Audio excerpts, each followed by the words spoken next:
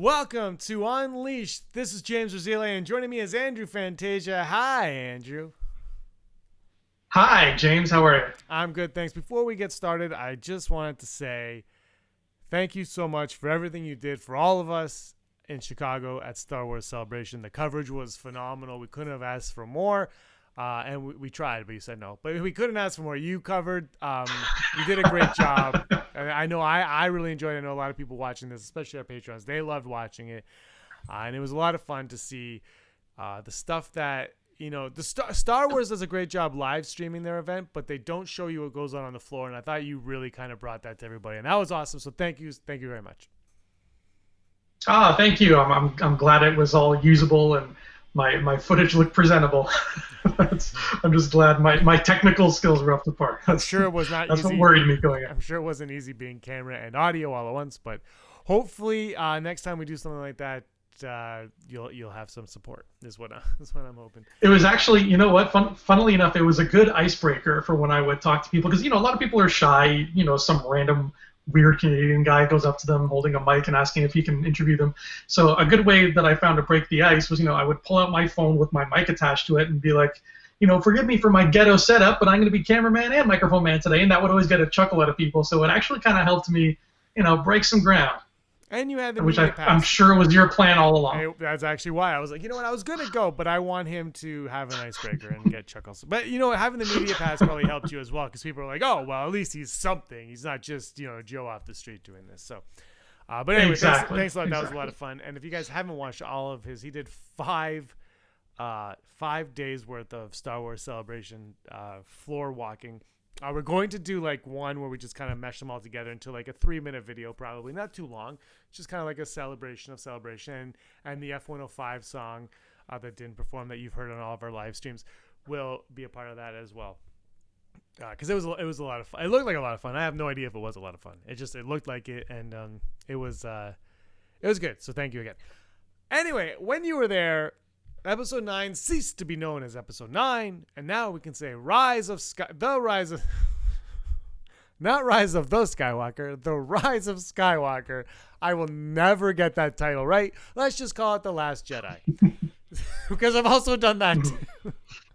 Oh, by the way, I don't know if you know this. Every time we say Episode 9 instead of Rise of Skywalker, we put a toonie in a jar. I'm down. Yes, down $26. Yeah. So just so you know, just reminding you, yeah. I'm down $26. Rob is down $4, so we're at $30. Our trip to Anaheim 2020 is off to a bang. But when you were there, the trailer dropped, and we got the title, and Rey is part of this title. But the one thing that I keep bringing up is Rey. The trailer is Rey heavy, and then we get the title Rise of Skywalker.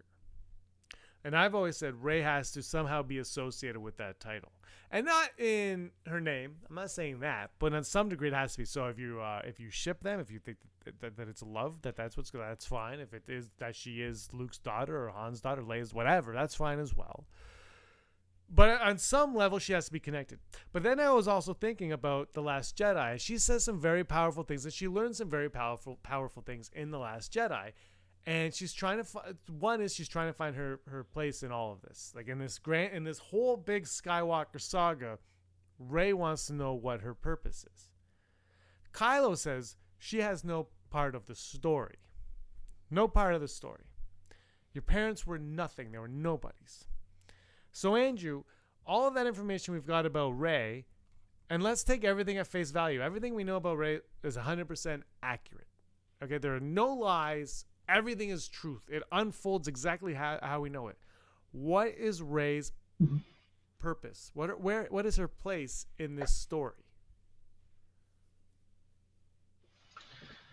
Her purpose is to, I was going to say, unseat a sort of monarchy, but that's not really the right term for it because the monarchy doesn't even really exist anymore. But she is removing the idea of Jedi and what they are, and ushering forth the new era of Force users, who I believe will be called Skywalkers, and she is going to be the one to bring even though she's not a Skywalker, she learned from one. She's basically like Luke's apostle. And hey, guess what? Guess who wrote the Bible? Jesus' apostle, apparently. So it's going to be like that kind of thing. Like she is going to take what she learned from Luke, take what, learn from his mistakes, because that was a big part of episode 8 is learning from your mistakes. She's going to learn from the mistakes of him, from the mistakes of the Jedi. She's going to be like, I don't want that to repeat itself again. I think that we need to start fresh with a better organization, with a better use of being a light side force user. And that's going to be Skywalker, baby, plain and simple. You're a firm believer on that one? I think so. Yeah, I'm not going to be pissed if that's not what it is, but it just makes sense to me. I don't know. Yeah, that's an idea that's been floating around there. I think Kevin Smith came out and that's his theory on it as well. I sit down and I've been saying that Rey is Luke, Finn is Han, Poe is Leia. But if you remember, Poe was actually supposed to die. So is Poe actually Leia? Or is it actually we're completely wrong on all of our characters from whatever mindset you're in, whether you think that or not, and we're completely wrong. And in fact, Finn is Leia, Rey is Han, and Kylo is actually Luke. Ben Solo is actually our Luke Skywalker. And instead of being a farm boy on Tatooine who kind of doesn't know his place in the galaxy, we have this leader of an empire who kind of doesn't know not his place in the galaxy, but doesn't know his place in the Force. And he doesn't know what he wants, what he's destined to be, because he feels darkness, but he always feels that pull to the light. And his mother says that Ben could come back. Kind of like Padme kind of tells Obi-Wan that there's still good in Anakin. That Vader's not lost. Anakin is not lost within Vader. There's still good in him. And I've been thinking about that a lot. And then if you look at it from that perspective, what is Rey's purpose in the story in that respect? And if she's Han Solo, I think Han is but he's very crucial in Luke's overall story in more ways than one. They're also their own characters. I'm not trying to say they are complete molds of those people, but they are essentially those. Like any story, you have those type of characters, basically. And that's what I've been thinking. And I don't mind the Skywalker is the new name for Jedi, but I think if you're going to tell the Skywalker saga, is that where you go? And then are the other trilogies that we're going to be getting, if they take place after, Skywalker is such a great name, and we all know Skywalker, but Jedi, how do you just get rid of the word Jedi? I know. I mean, we grew up with a word like that, but the way I picture it is this: is like, we had these 3 movies about a guy, rebels fighting Imperials, and there was a guy named Darth Vader, and he was real bad news. And then almost 20 years later, George Lucas turned around and was like, hey, that Darth Vader guy, here's his life story, and we get these prequels that are about, how this guy becomes Vader and the origin story of that. And that's typically the trend all across storytelling, not just Star Wars, but you receive a story, period, whatever, whoever it's about, whatever, whether it's X-Men, Harry Potter, whatever, a story. There you go, boom, there's your story. And then what happens? It's popular, so they think of other ideas, and one of the ideas they inevitably come up with is, let's tell an origin story about somebody in that story. And there you go, you've got an origin story, you've got a prequel, you've got Crimes of Grindelwald, you've got X-Men First Class, what have you. The origin stories always come second. What if we're seeing that sort of be turned on its head, even though Star Wars has already fallen into that trope? What if it's like, we're seeing this story, and the whole thing is the origin story of, like, Skywalkers, how they came to be, and we get, like, a bajillion stories set afterwards where Skywalker is, like, the norm. That's the normal name for, like, a Jedi kind of character. And all this time, we've been watching the origin story. So for the first time in history, we've seen the origin story before we've seen what it's originating. You know what I mean? Yeah, but if that's the case, if Skywalker ends up being the new word for Jedi, then a Skywalker has to be responsible for something big and epic. And if it's taking down Vader and the Empire, well, they just came right back with the First Order and Kylo Ren, who is a Skywalker. That's already so. What has to happen in this for that to be the case? There has to be more than just Rey being like, "Yeah, I'm going to call it Skywalker." Yeah. That I don't know yet. I don't know what they could Why possibly don't do. you I have know? There's something that I don't want to say out loud here because it's a spoiler for one of the books I'm writing. But I have a fear that they might end this in the same way that I'm ending my book, with a similar sort of big event, and that would make me sad because then everybody would be like, "Oh, Andrew's just copying Star Wars," when I I literally thought of this ending in 2010. So I hope Star Wars doesn't do it, and then it makes me look like I'm just some schmo copying things like Terry Brooks. Oh, that was a low blow. Look that up, literary fans. Um, so I hope this isn't what comes to pass. But there's a bunch of things they could do to sort of make it worth that while. And then you could even, that's a very simple way you can differentiate when they tell Star Wars stories in the future. How can you tell whether we're looking at post Episode 9 or pre Episode 1 stories by what they call these people? If they're calling them Jedi, we know it's older. If they're calling them Skywalkers, we know it's set later. That's fine. I want to know what your reasoning is, because for me something needs to happen at the end of this for Skywalker to be more than just like, we know that Luke Skywalker is a myth in Last Jedi, and we know that kids play with those action figures and they talk about him, and even in Force Awakens where it's like, Luke Skywalker, I thought he was a myth. We know all about that. But by the way, wait, Daisy? Yeah. Daisy, are you in the studio? Is that Daisy? My Rey impression is pretty amazing. It's on point. I've been watching a lot of Murder on the Orient Express. I got it covered. Have you seen that movie? I saw that movie. I have, yeah. Yeah, okay, let's go back to Rey, because that's what we're talking about here.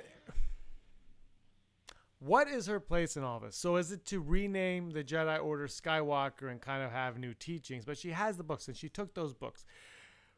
I think that Rey's purpose in all of this has to do with, yes, the rise of Skywalker, has to do with Kylo Ren and what's going to end up with Kylo Ren, Ben Solo specifically, to your point, maybe even save the name Skywalker, to kind of bring back the respect of the name Skywalker, that Ben Solo, if anyone figures out that he is bloodline of that, you have Anakin Skywalker. All of a sudden in Bloodline, we find out that the galaxy finds out who Anakin was. And now you have Ben, and if the galaxy finds out who Kylo Ren is, then that name is going to be thrown through the mud, and nobody's going to want to be associated with that name at all. So Rey has to serve a purpose in order to save that name from public ridicule. Yeah, and it could be a matter of sort of being a secret keeper for the name. I mean, I'm going to throw some crazy, historical conspiracy theories at you, but there's the theory known as the underground stream, which is the theory that there is a bloodline that connects to Jesus Christ. But because, he was a controversial figure, they kept that stream hidden. They kept those heirs, that bloodline, hidden because those people would have been in danger for something that they had no control over. So, if Reylo ends up being a thing, or if Rey ends up carrying Kylo's baby or what have you, or if there's just a continuation somehow of the Skywalker name, maybe it falls on Rey to become like a Knight Templar, like a protector of the people who bear that name, and be like, look, kid, I'm going to keep you safe, because a lot of people in the galaxy are not a fan of you, but I'm not going to let anybody find out who you are. It's going to be essentially what they did with Luke and Leia at the end of 3, but on a much bigger scale, and actually, a well-kept secret, instead of like, let's not take away Luke's last name, let's still call him Skywalker and send him to live with Anakin's family, because what could possibly go wrong? No, I'm totally on board with that. I think that would be ultimate. But this is the last movie. Mm-hmm. They're going to come to some kind of conclusion in this movie, and I have this feeling that there will be doors open, like just cracks of doors open. But at the same time, I don't think they're going to be like, oh yeah, now you're going to get this. I think they're, we know that Star Wars is taking a bit of a hiatus after this year, so I don't think they're going to go be like, duh, go deal with it. I think it's going to be final, kind of like Return of the Jedi. Return of the Jedi ends, and you're like, well, that's the end of that. We got everything we need to know from this now. Palpatine is dead. Vader's dead. Luke is a hero. Leia's his sister. Han is cool again. Lando's dancing with Ewoks. Ewoks are amazing. 3PO's a god. Everything kind of wraps up in that one. I still think this saga's got to end with R2 being shut down for good. That's what I think. But anyway, I just, as cool as all of these things are, I just think that if they do be like, we're not going to call them Jedi, we're going to call them Skywalkers. Okay. But but Jedi is in pop culture where we live, Mr. Fantasia. Mm-hmm. Jedi is such a powerful word as it is that how does Lucasfilm just decide not to use it? Like that's what I can't wrap my head around is where did they go? We're not going to use it anymore. Unless Skywalker could be like a form of Jedi, maybe. I just can't see them giving up on that name. I'm sorry. Well, let's be real. The odds of the next trilogy, Ben Affleck, Weiss, or Rian Johnson or whatever, the odds of the next set of Star Wars movies being set in the Old Republic are much higher and more likely than they are being set after the Rise of Skywalker. So I don't think that word Jedi is going to go anywhere. It's just in post 9 movies and stories and comics, it will be gone, or at least faded into legend, the way the Sith have been extinct for over a millennia. So when Qui-Gon says Sith, Mace Windu's like, what? So people will still bring up the word and be like, Jedi? What you talking about, Willis? They're Skywalkers now. We don't need Jedi anymore. And that will, it'll be still part of the vernacular and of the culture of the galaxy, just in a different way. Yeah, I mean, that's a huge possibility. Anything's a possibility because we know absolutely nothing about this movie aside from Rey does a backflip over a TIE silencer. Is that what that is? Over some cool looking ship in the desert. Okay, is that desert Tatooine or Jakku or something we've never seen before, Andrew? Oh, hold on, sorry, that you cut out a bit. I didn't catch that question. Okay, is it Tatooine, Jakku, or a whole new planet? The planet. I think I might have to go full Brock on this one. I think there's a full Brock chance that is Jakku. But I will say this. I think that The Rise of Skywalker will give us new planets, because every movie does, but it'll give us the least amount of new planets than any Disney-era film has given us so far, because I think we're going to start treading some old ground, literally. I think so too. I think we're going to go back and we're going to see a lot of I don't know if we're going to go back. I shouldn't say back, but we're going to revisit some planets that we haven't seen in quite some time, and we're all going to enjoy those. And that's what I'm hoping. I mean, that's what we said for The Last Jedi, and we were all very wrong. So who knows what's going to happen. Crate's a cool looking planet, though. But anyway, it's going to be fun to find out what Rey's purpose is in all of this. If it's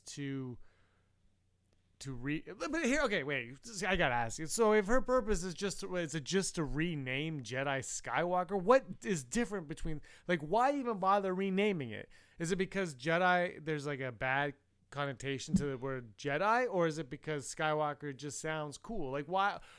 I just need you to tell me why she would change the name to Skywalker. Maybe they can fly, James. Maybe they can literally walk on the sky like Superman. And then that sort of, it makes the name more fitting. And maybe one day Rey flies around with the Force, and she's like, you know what? It's a more fitting name than Jedi. And then she tells Poe, and he's like, I agree. And they decide to call it Skywalker at the end. What if Rey's purpose in all this is to resurrect Palpatine? Like, on purpose? No, like she's bad? unwilling, like she does not know, but she is a pawn in this story to unleash Sheev upon the galaxy once again. He is locked away in a dungeon. I don't know. He's, his soul is somewhere, and Rey, like Luke's purpose was to, let's say blow up the Death Star and save the galaxy, right? That is Luke's purpose of the story. But Rey, we don't know what Rey says. What if Rey, and we know Sheev's coming back. What if Rey's whole point of all of this is to unleash Palpatine, and then in doing that, gets Kylo Ren to revert back to being Ben Solo, a la Anakin Skywalker, but maybe not be good, but still be kind of conflicted. But there's this ultimate evil out there called Sheev that Rey accidentally unleashed, and Kylo Ren is the only one that can connect with Rey because we know they have a Force bond. And he's like, you got duped. The galaxy's in trouble. I am the supreme leader. This guy's going to take over my supreme leader status. We have to figure this out. So the whole thing is that. And then when that happens, Kylo Ren, they defeat Sheev. Kylo Ren is like, you know what? I am the Emperor. My name is Ben Solo Skywalker. I am actually a very good Emperor. Kneel before me. And everyone's like, oh, Skywalker has risen.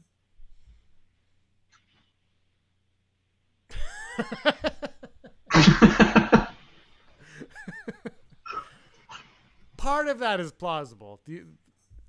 I mean, the singing definitely, but everything else. But like that, like the possibility of maybe her whole purpose is actually to unleash this great evil in the galaxy.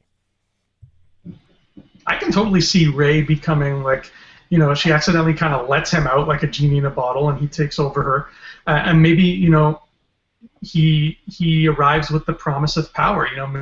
Rey is like, I'm really powerful, but Kylo Ren has Skywalker blood, and I'm not sure if I can beat him on my own. And she finds this holocron or whatever, and he's like, if you open me, I can give you the power to fight Kylo Ren. And she's like, you sound like a person I can trust. That's a trustworthy voice if I ever heard one. And she opens the holocron, and he's like, oh, to fool you. And then Finn walks in, he's like, Rey, you're acting kind of funny. Your eyes are all yellow, and you keep swearing at me. What's going on? Oh, I wish she was evil. I wanted her to cut Ben Solo, Kylo Ren's hand off when he was like, join me. I just wanted her to cut it right off. That is the Skywalker way, man. You get your hand cut off. He's the only Skywalker not get a hand cut off, and that's because he's got too much of his father in him.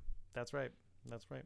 Yeah. That's what I said. Okay, we're going to wrap this up. Thanks for talking. I can't wait. Like we said this on the live stream that we did, but we're going to have 8 fun months of talking and speculating.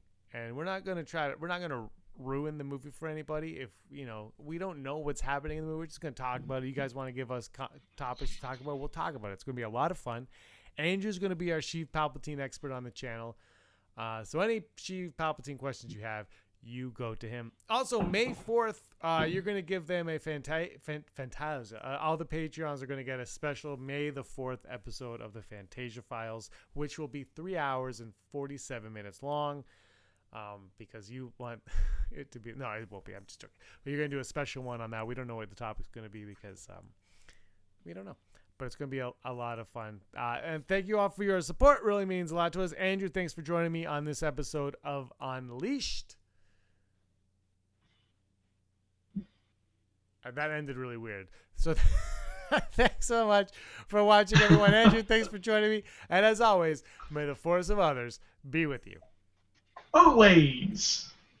Hey scumbags, thanks for watching. Don't forget to give us a thumbs up on our video. As always, please subscribe to our YouTube channel, Rebel Scum Podcast, for all the latest videos.